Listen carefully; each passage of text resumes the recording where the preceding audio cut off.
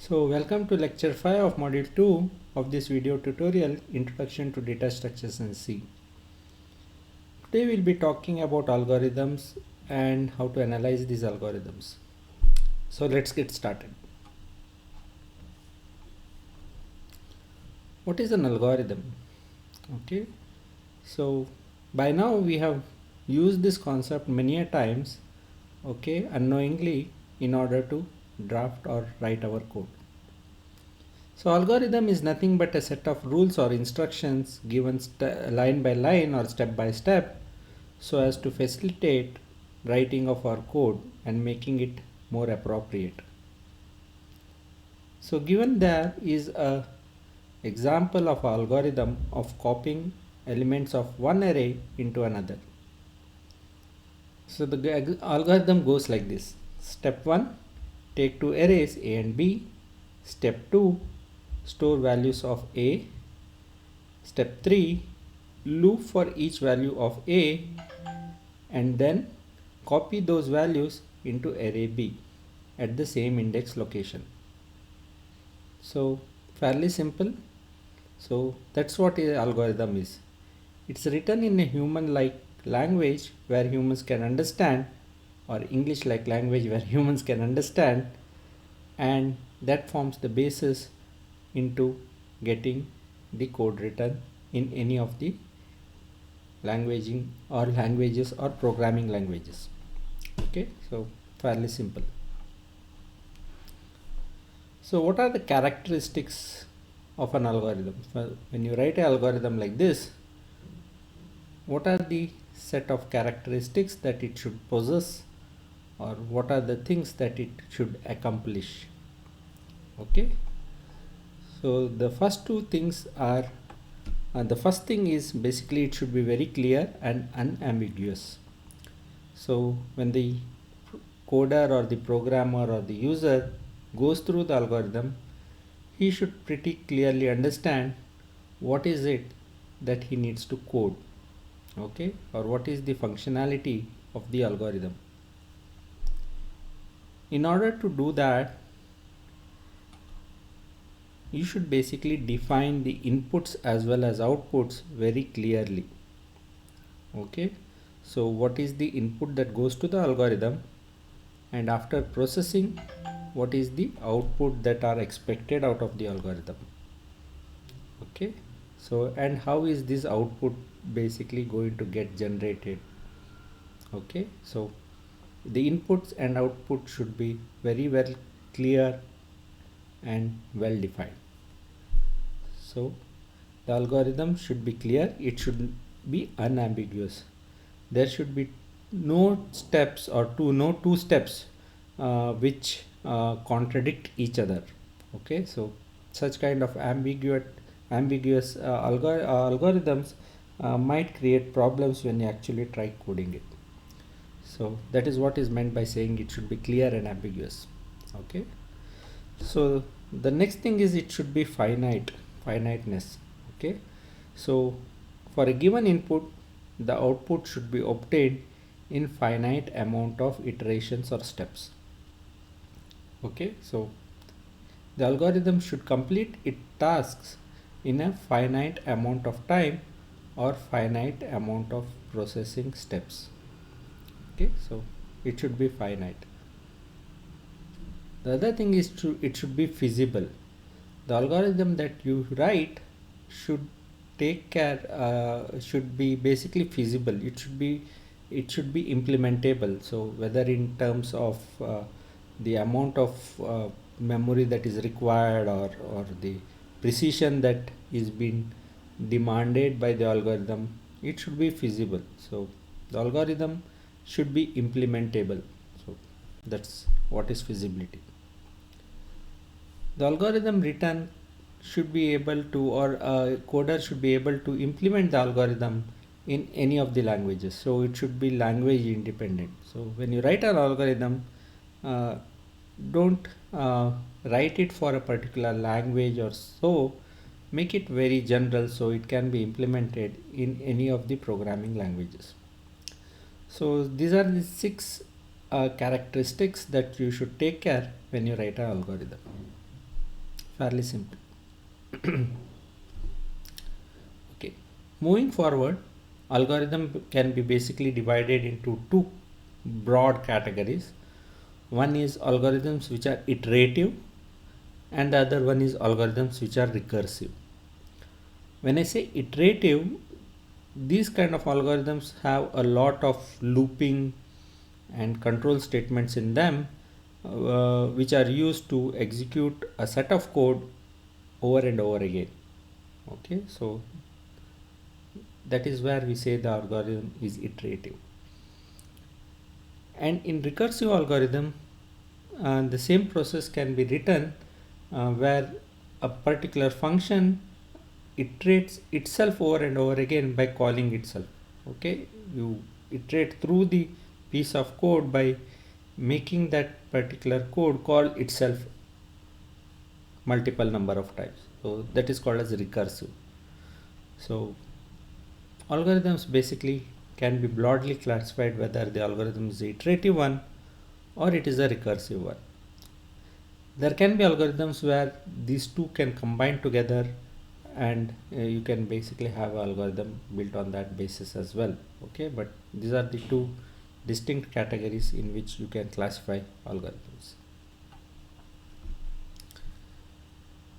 When you talk of algorithm, efficiency of the algorithms becomes very critical. So when you say efficiencies, efficiency can be broadly classified into two areas. One is space efficiency, the other one is time efficiency. The space efficiency refers to the amount of instructional space, that is the amount of code that needs to be written in order to implement the algorithm. Data space, that is the amount of space required to store the data to be processed when this algorithm is implemented. And the runtime, that is the stack space. So how many temporary variables can be are required in order to process this data in the data space. So that is the runtime stack space. Okay, so those are the three memories that we need to look into, and how much of them are basically required in order to implement the algorithm. So that is what is called as the space efficiency of the algorithm. So how much amount of memory do you require in the memory block, in terms of whether it is the program memory, the data memory, the stack, or the heap. Okay, and what would be the size of the data that the program or the algorithm will be basically able to handle. Okay, so that's what is called as the space efficiency. And then is the time efficiency. Okay, so time efficiency is fairly simple. It is the time required in order to accomplish the task the algorithm is written for.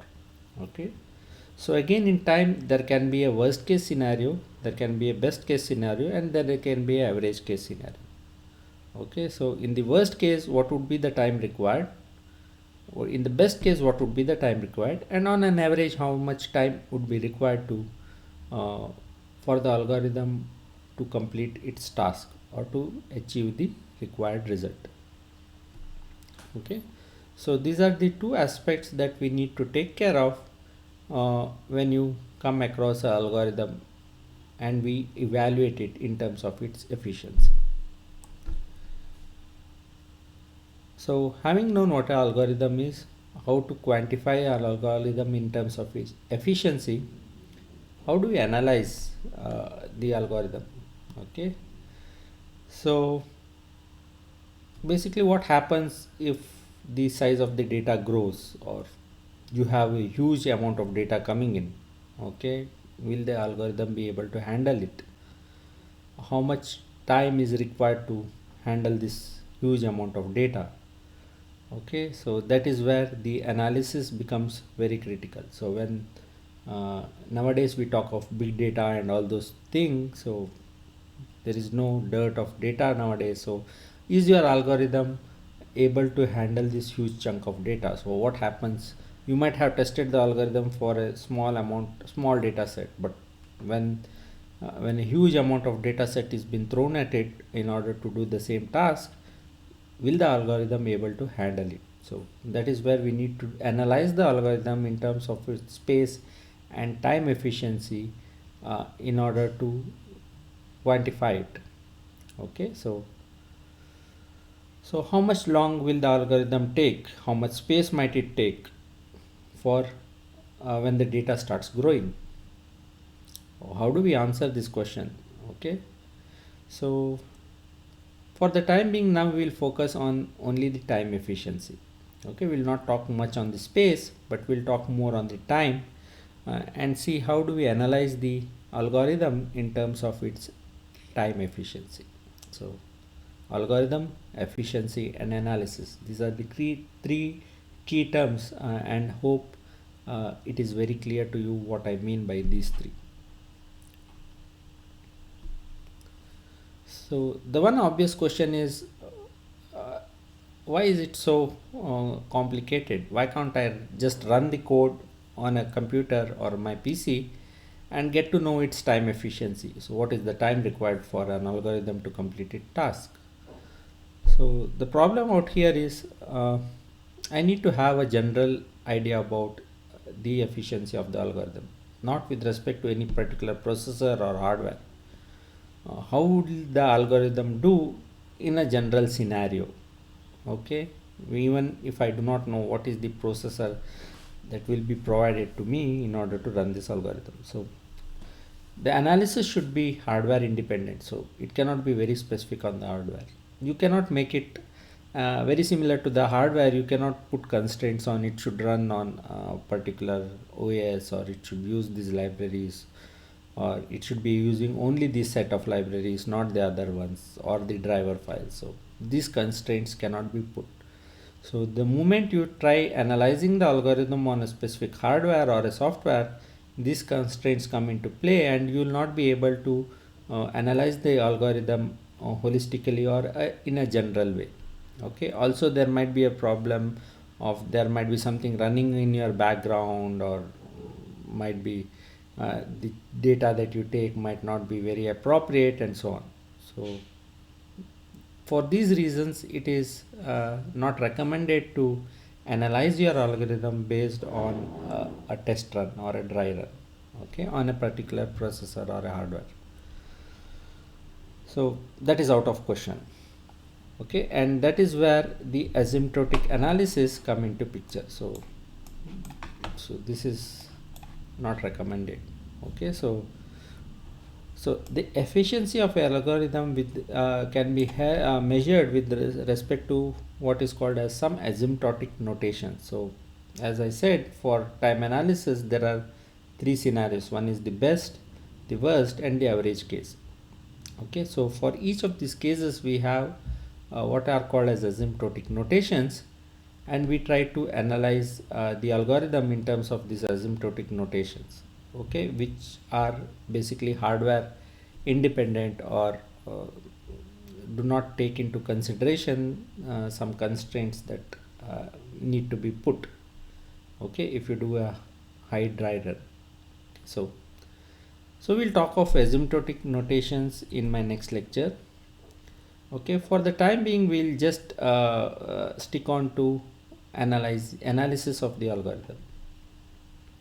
Okay, so we'll look into asymptotic notations at a later stage. Okay, so as I said, basically there are three asymptotic notations. Okay, so one is the best case, worst case and average case scenario with respect to time analysis, okay, or time efficiency. Okay, so for the worst case we have asymptotic notation called as big O. For the best case we have the omega, and for the average case we have the theta notation. Okay, for the timing just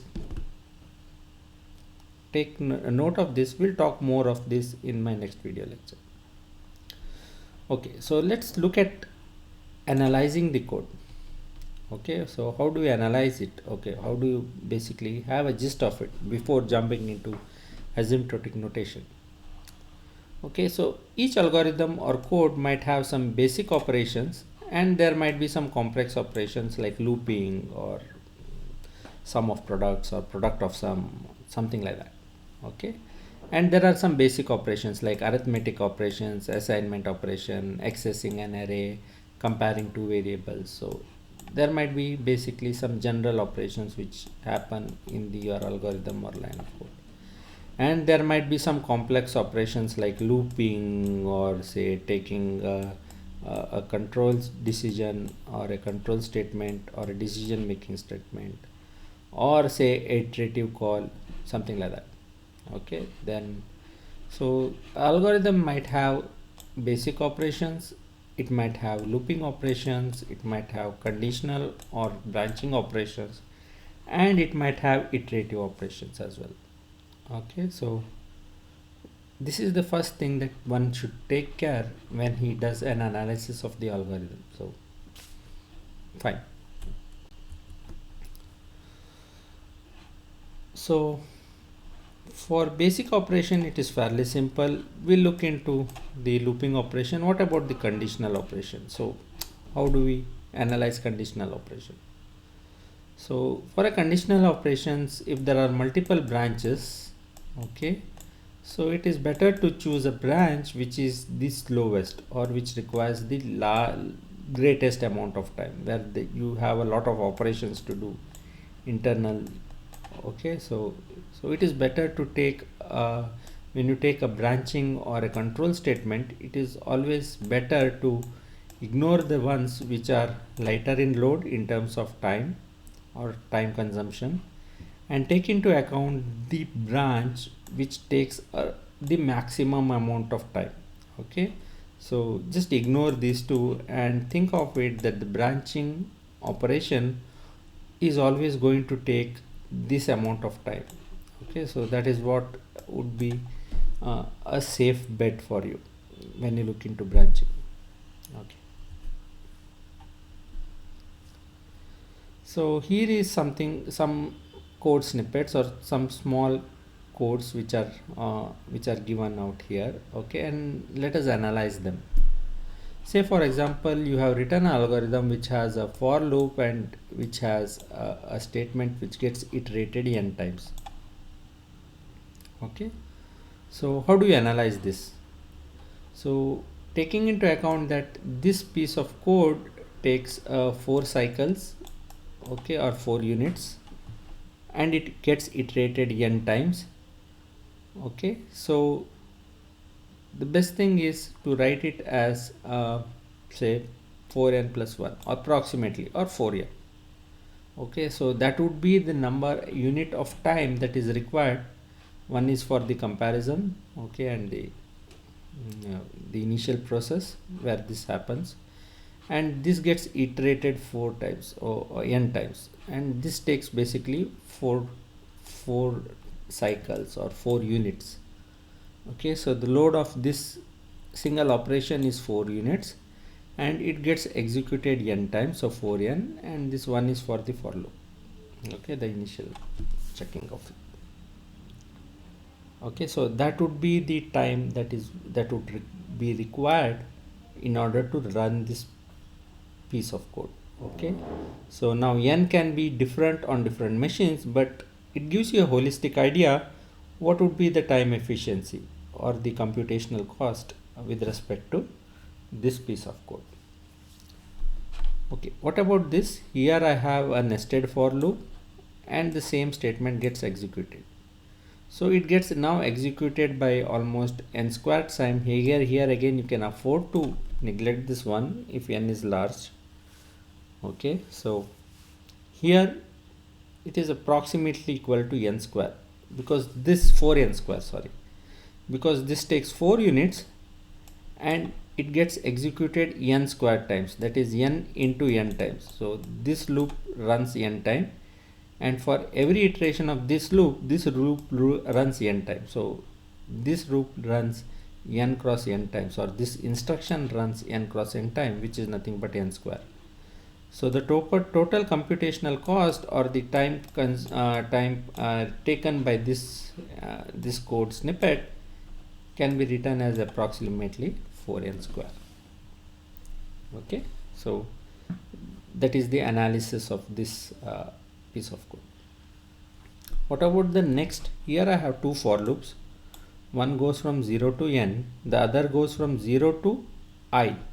Okay, so in the first for loop, the first for loop goes from I goes from 0 to n, and unlike this which goes from 0 to n, this goes from 0 to I. So how many times does this instruction gets executed? It is basically 4 into, for the first run only one time, for the second run 2 times, for the third run 3 times, and for the nth run n times. So this gets executed n times. So it's a progression. Okay, it's a series. Okay, and that can be generalized. I know that this series can be written as n into n plus 1 by 2, and if I open up that bracket, this is the time complexity. Okay, that is 2n square plus 2n plus 2. So that is the amount of time or the computational cost that is required in order to execute this piece of code. Okay, so that fairly gives us an idea about how these codes would behave when n becomes large. Okay, when the number of data or the number of iterations starts growing. Okay, so as n starts growing or your data becomes large, you see that it is just an approximation, so it is no need to be so much exact, because there is something which dominates as the data increases.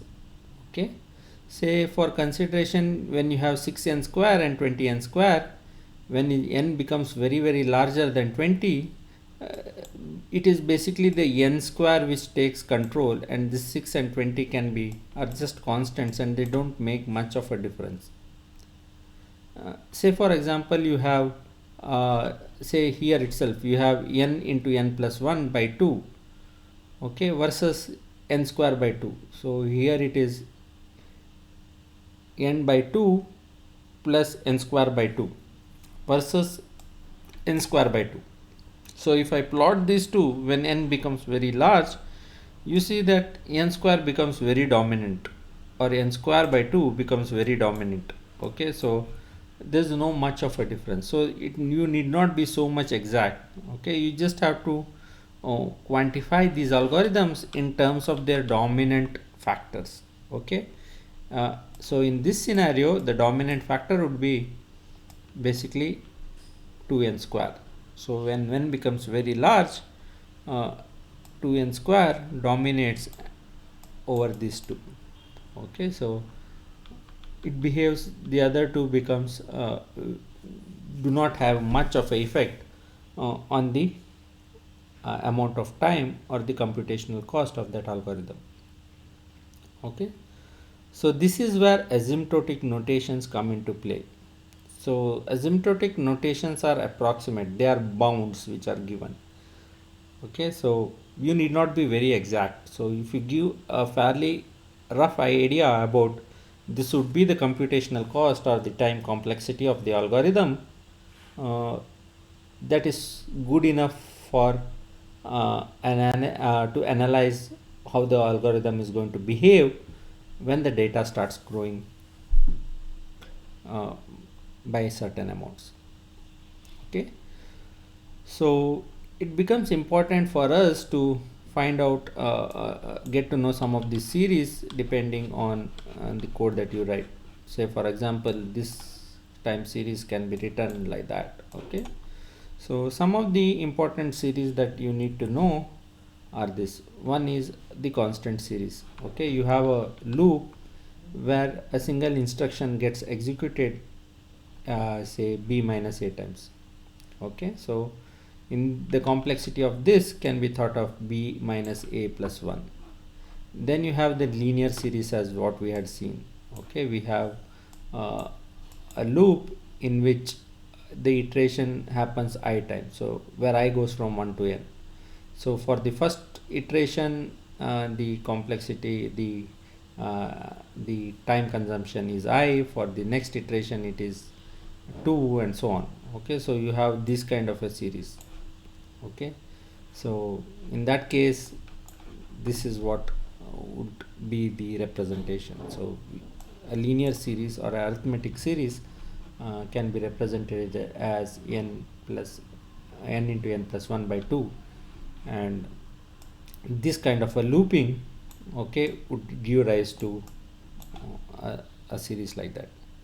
Then you can have your quadratic series. Okay, you can have say a loop which has two nested loop inside it. This is a loop in which there is another linear loop inside it. Okay, so here there is a loop and I have two nested loop inside it, so I have I square there. So this is what might be the series that you might land up with, and this would be the way that you represent it in order to analyze that particular looping.